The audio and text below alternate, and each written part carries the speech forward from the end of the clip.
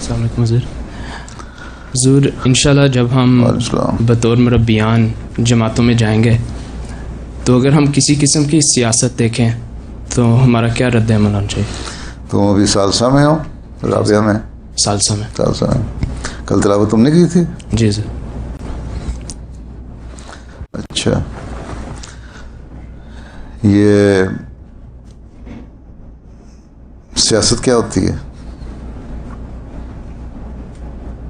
एक मुल्क की सियासत होती है, एक ख़ानदानी सियासत होती है, एक बाज़ लोगों को वैसे ही एक दूसरे की टांगें खींचने की आदत होती है।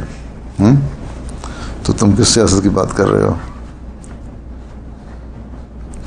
यानी कि जमात में अगर देखो जी सर। तो गलत रवैये हैं बाज़ लोगों के, जी सर। सामने कुछ हैं, पीछे कुछ हैं। जी सर। या बातें ऐसे कर रहे हैं। मुरब्बियान जब तुम शायद पास कर लोगे तो फिर यही नसीहत हमेशा किया करता हूँ इनको भी, तो हमेशा याद रखना चाहिए उन्होंने किसी भी फरीक का, किसी भी तरफ का फरीक नहीं बनना, ठीक है? अगर गलत बात देखो तो रद्द करो, और अगर तुम देखो कोई बड़ा भी अगर ऐसी कोई बात कर रहा है जिससे आपस में रंजिशें पैदा होने का ख़तरा है, बदजनियाँ पैदा होने का ख़तरा है, या जमात की तो पहले बात बहुत बड़ी बात है कि उसमें तो फितना तो बर्दाश्त हो ही नहीं सकता ना, तो उसको रोको कि ये चीज़ें गलत हैं। एक बुज़ुर्ग थे, उन्होंने उनको एक शख्स ने आके कहा कि फ़लाँ शख्स आपके ख़िलाफ़ बात कर रहा था। उसने कहा कि उन्होंने फरमाया कि उसने भी गुनाह किया और तुमने भी गुनाह किया कि वो बात आके मुझे बताई ताकि मेरे दिल में रंजिशें पैदा हों। तो ये चीज़ें बतानी होंगी जमात के अफराद को। ये नहीं देखना कि हमारी उम्र क्या है और करने वाला कौन है। असल काम तरबियत भी है मुरब्बी का। मुरब्बी का मतलब क्या है? तरबियत करने वाला, ठीक है ना? तो हमारा चीज़ अगर एक तरफ तकवा की बातें हम करते हैं तो हमारा हर काम तकवा के मुताबिक होना चाहिए और हर किस्म की दोगलेपन से बाला होना चाहिए। सियासत क्या है? दोगलापन है। बाज़ लोग कह देते हैं जी हिकमत है। ये हिकमत नहीं है। हिकमत है तो हिकमत यह है कि हिकमत से किसी को इस तरह समझाया जाए कि बुराइयां दूर की जाएं। हिकमत ये नहीं है कि बुराइयां फैलाई जाएं, या ये है कि हमने सच्चाई हमारे अंदर है, हम बर्दाश्त नहीं कर सकते, हमने सच्ची बात कह दी, ठीक है? सच्ची बात कहने वाले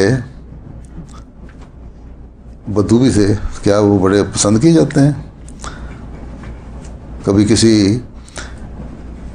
इस्लामी तारीख़ में ये देखा है कि वो कबार साहबा, जो बड़े बड़े साहबा थे जिन्होंने आसरन की सोबत से हिस्सा पाया, उन्होंने कभी इतराज़ किया हो? अब कहा जाता है कि हज़रत उमर इतरान हो कि उनको पकड़ लिया, उनका पल्लू खींच लिया और फलां शख्स ने ये कहा और उन्होंने जवाब दिया, ठीक है, उन्होंने जवाब दिया उसका, लेकिन वो कहने वाला कौन था? कभी किसी उन साहबा ने जिन्होंने आन रसूल की तरबियत से हिस्सा लिया, उन्होंने कोई ऐसी हरकत की? खींचने वाले वही थे ना, बद्दू, जाहिल लोग।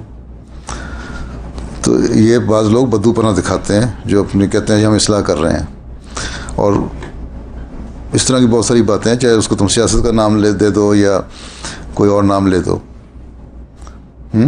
या फिर आपस में ग्रुपबाजी हो जाएगी, या दूसरे के ख़िलाफ़ शिकायतें शुरू हो जाएंगी, मरकज़ में लिखना शुरू हो जाएंगे। फिर बाद लोग ऐसे भी होते हैं जो एक आदमी ये लिख के हम 10, 15, 20 आदमी हैं, बेनाम के ख़त लिख देते हैं, शिकायतें करते हैं किसी के ख़िलाफ़, किसी ओहदेदार के ख़िलाफ़। तो इन सारी चीज़ों से तो हमें बचना है। अव्वल तो जमाती तौर पर ऐसे शख्स पे कोई के किसी ख़त पे कार्रवाई की नहीं जाती जो बेनाम का हो, जिसमें इतनी ज़रूरत ही नहीं है कि किसी का कसूर बताए, या कोई गलती कहीं देखी है तो बताए, या किसी ओहदेदार के ख़िलाफ़ कुछ शिकायत करनी है तो बताए। तो फिर उसमें मुनाफ़क़त पाई जाती है, ठीक है? तो इसलिए तुम लोगों ने पार्टी वाला नहीं बनना। और जब देखो कि दो फ्रीक ऐसे हैं तो एक मुरब्बी ने ताल्लुक़ भी रखना है हर एक से, घरों में भी जाना है, लेकिन मुरब्बी ने वहाँ जाके उनसे यहाँ चाय की प्याली भी नहीं पीनी। घर जाओ, उनको समझाने के लिए ज़रूर जाओ, या दो फ्रीक लड़े हुए हैं तो ज़रूर उनके घर जाओ उनको समझाने के लिए, लेकिन ना उसके घर से कुछ खाना पीना है ना उसके घर से कुछ खाना पीना है, ताकि तुम पे इल्ज़ाम ना लगे जी मुरब्बी साहब फलां की फेवर कर रहे हैं। और इस तरह के बहुत सारे मसाइल फील्ड में जाओ तो आते हैं, तो चंद एक बातें मुख्तसरन मैंने की हैं। जज़ाकल्लाह सर।